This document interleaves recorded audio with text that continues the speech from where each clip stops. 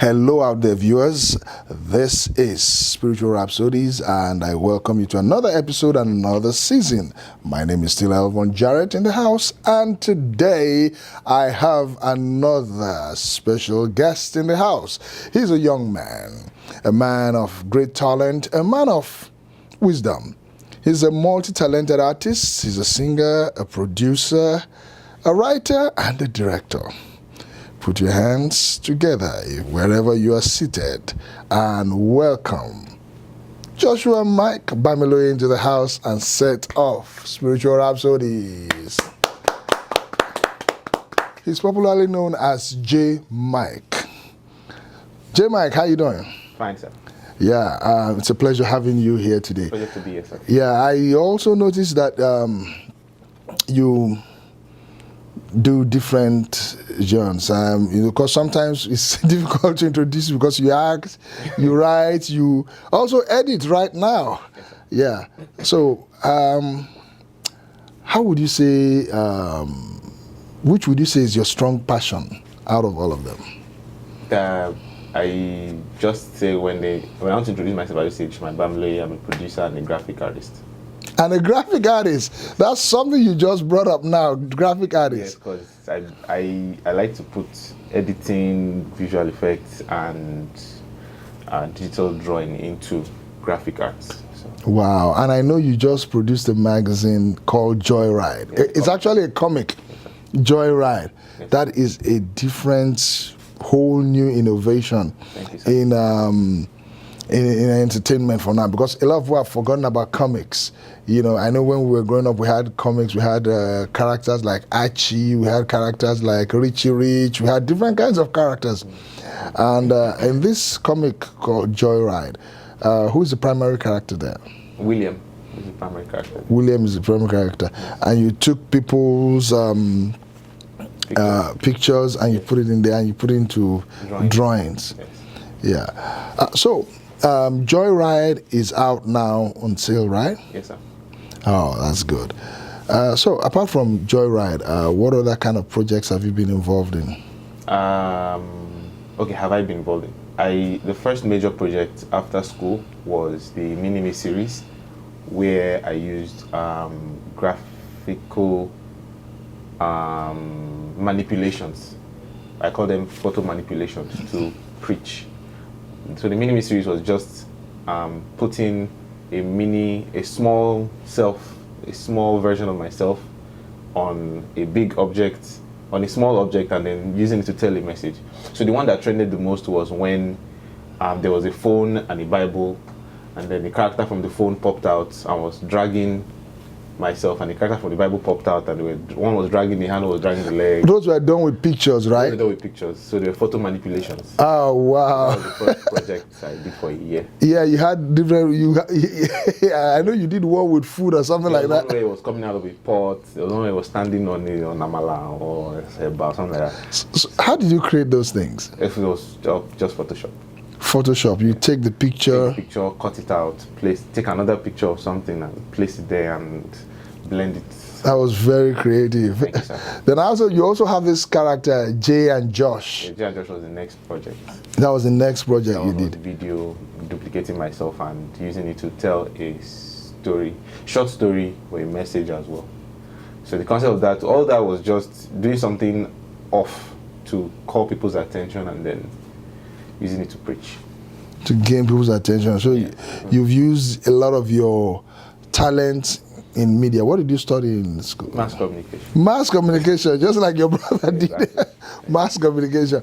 So actually, I know it's not, they didn't teach you that in school. Did they teach you how to manipulate the camera, how to use Photoshop? They didn't teach you all that. What did they teach you in school? You learned all these theories of mass communication, marketing theory, you learned research methods, and you learned, well, you know what you learned. Yes, exactly. So right now, so what you now took with that knowledge, you now decided to harness that knowledge and use it to. Actually, my interest in art had superseded my presence in university. I had always had a strong interest in art, but then while I was studying in university, I was also doing my own personal study. So No, what do you mean by that? You were studying in university and you had a personal study. like What do you mean by personal research, study? Personal so to research. speak. Like in the school now, they are teaching me about when telephone was invented and all that. Yeah. I'm going to look for how Photoshop works. Right. So I'm learning that one. Yes, fine. Let's continue. But I know what I'm learning in my own, in the corner of my own room. So Photoshop for me. So you actually had your own, develop your own I had research. to develop my own research because I mean. You know, a lot of people don't do that. Yes. A lot of people don't build on themselves. They just build outward. Oh, I have a BSc. I have a PhD. Yes. I have a MCQ or whatever degree.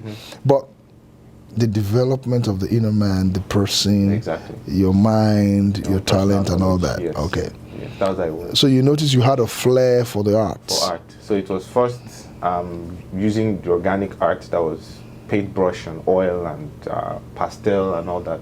But by 200 level, I already foresaw that if I should continue using the organic way, based on what I want to do, I would take longer time. I would have a messier room, and then I would not be able to do more of what I want to do. So I shifted into the digital. So I first of all learned CorelDRAW for a few months, but I shifted when I discovered that Photoshop was the in thing. I shifted to Photoshop. So I learned Photoshop in 200 level, and I've been using it ever since. Then in 300 level, going to 4, I learned Premiere Pro. Wow. And then like that. So I kept learning on the ground and things like that. But music, I started learning music software. So because I was doing music on the computer, I felt let me also bring art to my computer. So everything is on digital. So that's what I was learning on the ground. So you taught yourself Premiere Pro. Yes, but of course there's always the advantage of YouTube and other online tutorials and stuff like that, because the internet is at our disposal now. So no one can complain and say that you don't know where to get this knowledge. Everything is just Google it, you find what you're looking for. So where your personal work is needed is practice. Wow. After you've gotten the knowledge, then you put it into practice. Now let's talk about you being a writer. Okay.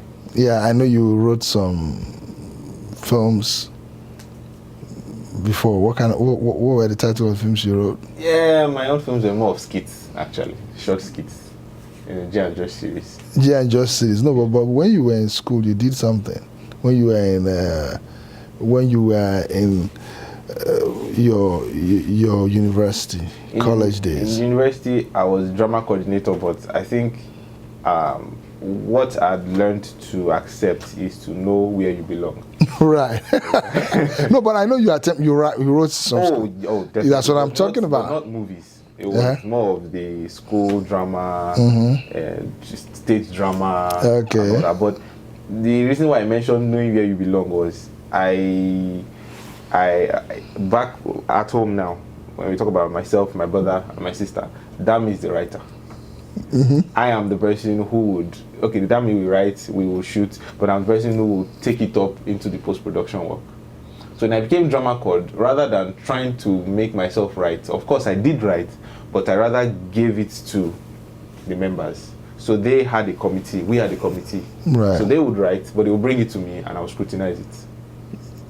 So that's what we did throughout my drama coordinating years. Yeah, but so you coordinated, what film was it? Was it Bobako? What was the title of the film? Oh, that was written by Dami. I only acted in it. Oh, you only acted in it? Yes. Oh, so you wrote it for your class? Yes. That time. Okay. Dami wrote it for All right. Then you also, that was doing your school project. Yes. Yeah. So what other kind of projects did you get involved in school? In 400 level, because I mean Dami wrote Fuajomi, and then when he left school he still wrote Ababaku and we shot it. That was the drama coordinator after him. So I was the next drama coordinator. He was the drama coordinator, then there was a drama coordinator, then I was next. So in my own time, I was led to not go into the film route, rather into the picture drama route. So we had a story that was written by the committee. I went through it, scrutinized it, then I sent it to Dami that he should scrutinize it again. So Dami rewrote it and added a Mount Zion feel into it too, and then sent it back to us. So what we did was, it was picture drama. Picture drama was, first time I saw picture drama was the one Dad did in, I think, 1980.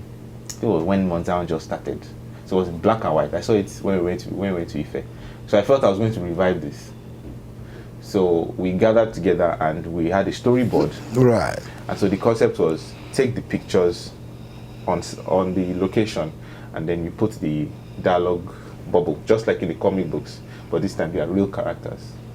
And then we released it. And people really loved it because, I mean, it was unusual. People see real people, but dialogue boxes and all that. And I told them, this is not new. It's been done since 1980. So now, I want to know, how do you feel? How does your creativity stem up? I mean, how do you get inspiration? It's just the grace of God. Yeah, we know the grace of God.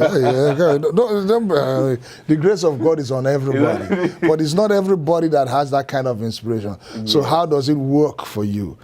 What happens? What makes you tick? I don't like cliche. I don't like norm. You don't like the normal that is done, yeah. I don't like cliche. So each time, whenever we pray and then we ask God for ideas, I like something that hasn't been done. That's why sometimes when I'm scrolling through social media and I see somebody bring up an idea and is using it just to entertain or just to, like the Mini-Me series, I saw someone do the Mini-Me series, the Mini-Me concept before I took it up. But the person was just doing it to display his skills in Photoshop. So I was provoked in the spirit that this can be done for the kingdom. So it hasn't been done. I haven't seen any other concept like that in Christendom. Same thing with the Jarrett and Josh series. I haven't seen anything like that in Christendom. So bringing new things that are not cliche is what I love. So always, my eyes are always open, my mind is always open, my heart is always open to receive new ideas, new concepts. Wow. Well, viewers, stay tuned. We have Joshua Mike Bamiloye in the house. We're going on a break, short break. When we come back, we're going to see another part of Joshua Mike Bamiloye. Welcome to Spiritual Rhapsodies. We still have Joshua Mike Bamiloye in the house. He's a creative person, and we're talking about creativity in spreading the gospel. So when you have your Jay and Josh series, yes, sir. You were just talking about what inspired you to build on those characters. Now, Jay and Josh series is about two characters, Jay and Josh, and you play both characters. Yes. How do you go about the technicalities of that?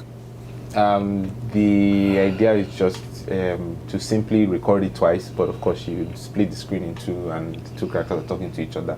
But what makes it interesting is the fact that they have distinct characters. One is playful and loud, one is reserved and cool-headed. So and you don't get confused with the character? Because I had to distinguish them with their caps. One wears cap, one wears hat. So once I put on the cap, I know this is a cool This guy. is a cool one. Once I wear the filler, you know this is a goofy one. So. Right. And how has been the acceptance of this? It's been. I mean, when it initially started, that was in I think 2015 or 2016. It was just gaining grounds, so it was still trying to be accepted. So it was new, which is why I like talking about new ideas. So when people first saw it, they were like, okay, what is this? They see two people talking. Are they twins? They're not twins. So what are they? So that curiosity makes people watch. So it was first in the adults. The adults were still looking at it, but as years passed, I discovered I had more children fans. You had more children? so now it's the children that keep saying, oh, I'm like, okay, so children. So, I mean, I when I started, I didn't have children in mind. Yeah. So you have more children follow you on Instagram now? Not even on Instagram. Maybe they're not even old enough to hold phones yet. Are you serious? So when I meet them, I discover that. You have little kids actually. No, it's serious. So now people are now. I mean, because consistency by the grace of God. I think they should start using. You should start thinking about that. Start using it in maybe Sunday school. Using it to teach Sunday school lessons. Using Jay and Josh for Sunday school lessons and all that stuff. So you have that feedback from the younger children, Yes. from the younger generation. What about people your age and older generation? I think that's what makes Jan Josh interesting, because it cuts across. A child will watch it and laugh, and something is planted. An adult will watch it and grab the message straight off the bat, and no one would watch it and say, okay, this is a child's play stuff, because everyone, I mean, adults are fascinated by the effects and the acting and the distinguishing characters. Children are fascinated just by the goofiness of the two characters, so it cuts across. That's the detail. You are also involved in other creative ministries, because apart from you also handle the camera. You handle the camera videos, and you do take pictures and all that. Yes. What gave you the flair for camera handling? The flair for camera handling, I guess it's my brother that gave me that drive. Because my brother gave me the flair for it, but of course, what gave me the strength, or let me say the confidence, courage, to push for it was when I was serving. When I was serving during the CDS, we were told to choose anywhere to have our CDS. So some people went into farming, some went into, but I was just keeping my eyes out until I saw photography, and I went for it. So I sat down under the training for 3 months in Lagos. And you did your youth service in Lagos? Lagos. So I was under the photography class for 3 months, and after that, during those 3 months, I was able to get my own camera, a very small Canon. And I learned really fast. I was very happy with myself. So after that period, I was confident enough to go home and then meet Dami and get more knowledge. Okay, now that's pictures. Let's go into the filming aspect now. Wow. So Dami was the one paving the way, was the one learning things, was the one getting new ideas. As he gets the ideas, he will just pass it to me. So the first time I shot a movie, Ignition, I was tense at that time, because I was like, I'm going to have to handle it now by myself. Dami is acting. Dami was like, no, you do it. So he gave you the confidence. He gave you the. He was like big brother approach. Exactly. I got you. You can do it. So sometimes, so we'll be holding the camera, and then he will be sitting down ready to act. So we say, wait, you stand up again. He will check the the monitor. It's good. You see that? I was like, okay.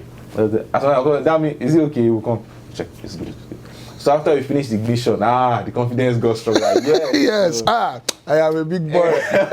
So he too also had more confidence in me. So by the time we were to do the second movie, I've forgotten the second movie we shot where he was to act. By the time we got to a movie like Stalker, he was already...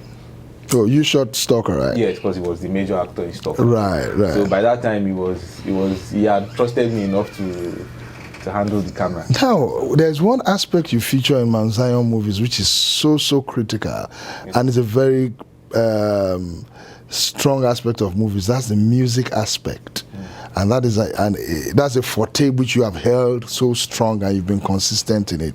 What actually led you to go to the music area? Music is to me is the most spiritual of all my skills. I'll put it that way. Music is the most spiritual because it's hard to explain and it's hard to put into theory. That's what I've noticed. I've just recently been able to put it into theory, last year and this year, into explanation. Okay. But I feel it's my deepest. That's why whenever it's time to score movies, songs and music into movies, I get this something humbles me. Yes, because I know there is no one-two way to it. Editing, you have the rushes. All you have to do is to cut, find a creative way to put together. Art, I know what I'm drawing, I know what I want to do. Music has this, there is no, God just has to drop it. Yeah. Because many times when I finish it, I'm like, is this me? Exactly. So whenever it's time to... Or like how they say in Africa, now maybe this. Exactly. So whenever it's time to do, especially if it's a major movie, especially if it's Dad's movie or Dami's movie, there's always this I come back to this humble state. Now, okay, This is another Wow. one. God. So apart from actually doing all those music, background music, you've also released albums, CDs. I mean, you have, what is the first album you released? Living Sacrifice. Living Sacrifice. Then you have the other one, Rebirth. Rebirth. Those two, right? Then Generation Next One. Generation Next One, Generation Next Two. Wow. Yeah. One Last Man Standing. The last. So you Sorry, have so you have quite a number of CDs, and so how do you, don't you go around singing as an artist? Okay. Because my approach to music is different from the general approach. Right. People got into music because they want to sing, they want to release songs, they want to maybe minister on stage. I came into music from the film angle. Right. So all my songs from the beginning was for film. So the interest on stage wasn't really there, hasn't really been there. Mm-hmm. Because these songs were for movies. They were inspired for movies. They are the end credit songs. So the end credit songs was done up to the point where Dad said in 2013, now you have to release them as an album. So all the past songs, I had to gather them together to release that first album. So the second album was now a mixture of movie songs and singles. Third album to a mixture. Fourth album mixture. So that's why the drive to want to go on stage and sing isn't really there, because the approach of music was from the film, from the art. Yeah, side. but do you shoot? Have you shot the music as videos? Oh yes, we shot about 3. Which ones did you? Dami was called to shoot the first one, which was I think it was Talebale. Talebale, I think, was the first one. Okay. Yes. Then we shot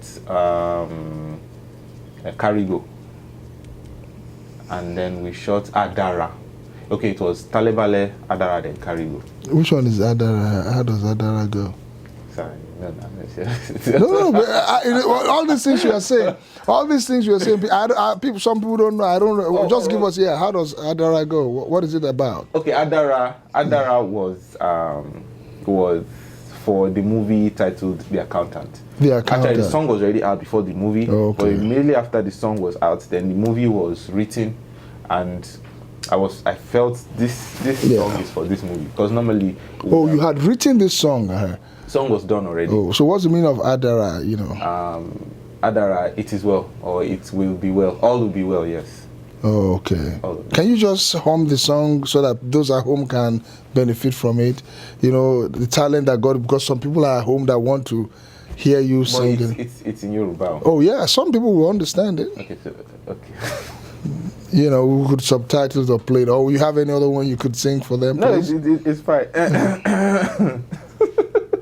But I know some of your songs, you have the English version, you have the... Yes. Oh, is Adara not like that or what? Yes. So just do that bit, you know. Actually, viewers at home, Jay Josh, he can be very shy. J Mike can be very shy. His eyes pushing him. I can be very shy. But you don't be shy. Just let them hear it. Let them hear it at home, you know. They want to be blessed. Come on. Okay, all right. For the sake of our time, I'll just sing the chorus. Yes. It goes like this. Olúwa ti sọ fún mi pé kí n má bẹ̀rù. Ẹlẹ́dàá ti ṣèlérí pé á dára fún mi. Àdáni má gbàgbé ẹni ni. Òun ló darí ayé mi. Àdáni má gbàgbé ẹni ni. Òun ló ṣètò ayé mi o. That's the chorus. That's the chorus. What does that mean? Yes. Just interpret it. Olúwa ti sọ fún mi pé kí n má bẹ̀rù. That's God has told me, has instructed me not to be afraid. Right. Ẹlẹ́dàá ti ṣèlérí pé á dára fún mi. It means my creator has promised that it will be well with me. Àdáni má gbàgbé ẹni ni. That's the creator who never forsakes, who never forgets his creation. Òun ló darí ayé mi is the one who coordinates, the one who orders my life. Àdáni má gbàgbé ẹni ni. That's the creator who never forgets. Òun ló ṣètò ayé mi is the one who organizes and plans my life. Awesome. That's a great inspiration. Thank you, sir. Now, how do you get the inspiration for music? I mean, because it's so awesome the way you put the music into the film. Now, how do you sit down in the morning? Do you go inside the bush, or what do you do? I don't know. Or you go to the wilderness? I mean, how do you get the inspiration for music? And how do you learn to play the keyboard? Just summarize, because you know you play the keyboard, and you are a one-man beat. You create all the beats and all the songs. Because I know so many people, they just go to the studio with some money and tell the engineer, this is what I want. They will now be humming the tune for the engineer. But you do everything. You play, you mix. How do you get that? Music. Introduction to music started in grade 3. I'll just summarize the story real quick. Started in grade 3. I went for music lesson in grade 3. I went because my friends were going. And then I followed them, and then I learned how to play the keyboard. You are following them. Yes. follow. There, the interest sparked. Right. There, I stopped in grade 5. Continued learning the keyboard. Music for drama started in grade 2, GSS 2. That is grade 8. When I did stage, I was playing the keyboard while Dami's drama group was acting on stage. So that was where it all started. Dami had a drama group. He had a drama group in secondary school. He was in OBS. OBMS, yes. OBMS. So I brought the keyboard to school. We would have sequenced some beats in it, some sounds. So while they're acting, we'll be putting effects there and all that. So from there, into its first movie was Blood on the Altar. That was when I was in GS3 SS1, and that was creating the beat on the keyboard. So SS1, SS2, SS3. By 100 level, 200 level, I started using the keyboard and the computer, and from there, you started flying. Yes. so music. The inspiration. How do you? How do you get the inspiration? The beat to go. It has to be from the beginning of the movie. You must have. First of all, you watch the movie. That's why I really enjoy doing sounds for Dami's movies, Daddy's movies, Mommy's movies, because a lot comes from the movie itself. Some people, I don't know why, some people, they would have done the movie, they'll put it aside, then they'll just call someone to just give me sound, and then the person just gives sound. You won't feel the connection because the person just did sounds and then you laid sounds. But if you watch the movie and you allow the anointing from that movie to come into you, and then when the message of the whole thing, right. There is this flow. So from there you get the theme of the music, the genre of the movie. The theme of the movie, genre of the movie, the kind of movie it is, will determine the kinds of sounds that will go into the movie. And the song, of course, will also influence the kind of songs you sing. So when I'm composing, most of the time I have the movie in my head, the picture of the movie in my head. So those lyrics fall under. Yeah, so you actually write the lyrics. Do the producers give you the lyrics, or what? No. You create the lyrics. Yes, do you create the lyrics for the character, what the character is going, or the whole song? Most of the time, the whole thing. But sometimes, you summarize. Specific times, if the character has the strongest point of the entire. But you see, I see a lot of people doing. Take for example, the name of the movie is Bami. You now see some people do say, Bami oh, Bami oh, Bami oh, Bami. Bami oh, Bami oh. You don't do those kind of things. I do sometimes. Sometimes. No, but I notice sometimes in the Nollywood Nigerian movies, you sing over the title. He's going. Some of our people will do the thing. Maybe his name is Paulinus. He's going there. No. If I'm going to do it, to have a good reason, like Bamiloye. Okay, something like that. Now, the music for Bamiloye is unique. For example, but when you go use it, you didn't say Bamiloye. It had different. Yes. Bamiloye. Yes. Things like that. And you had some sounds, some effects, and all those things. It's like you entered the world. You had to bring it. Yes. So, what inspired those ones? Soundtrack for movies, even sound for movies started before I started putting lyrics. Before I started composing for movies, I only started composing when I was in 300 to 400. Okay, take for example for Bamiloye project. Yes, sir. Because the sound for Bamiloye is different from that of even Bami and the table. Like I noticed you did something for radio things. Yes, You had DJ Mikey on the beat. No, but for Abejoye, I mean, what inspired the sounds you use for Abejoye? Abejoye, like I said, when you get into the movie and you understand the theme of the movie, the feel of the movie, the tone of the movie, the tone of the character itself, it will affect the kind of sounds and instruments. Because he was a traditionalist. He was a traditionalist. He was powerful in his world. He was known to be a strong traditionalist.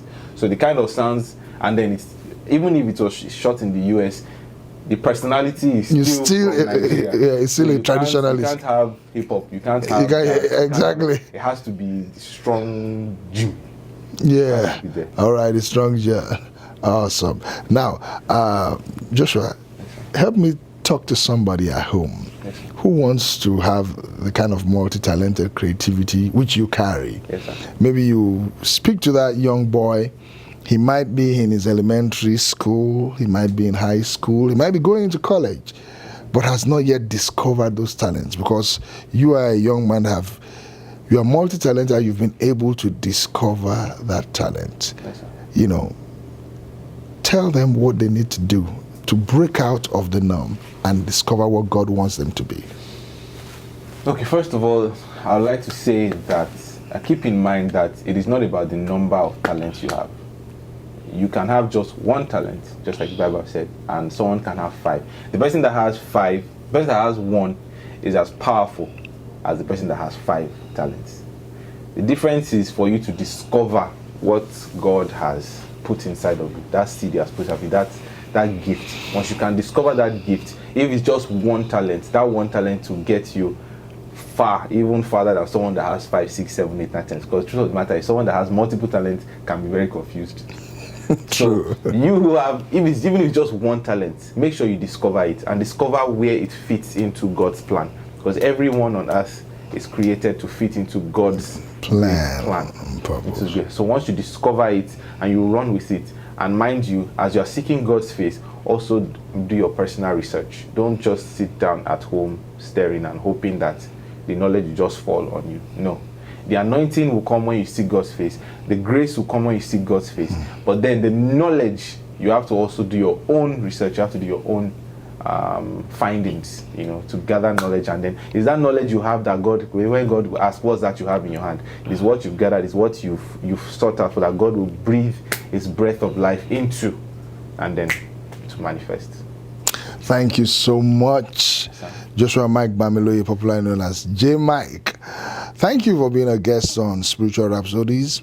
Well, viewers at home, you've had it all. Discover your talent, go pursue it, and be faithful with it. Until I come your way again, it's Elvon Jarrett saying peace and love, and note that your best years are ahead of you, not behind you. God bless you.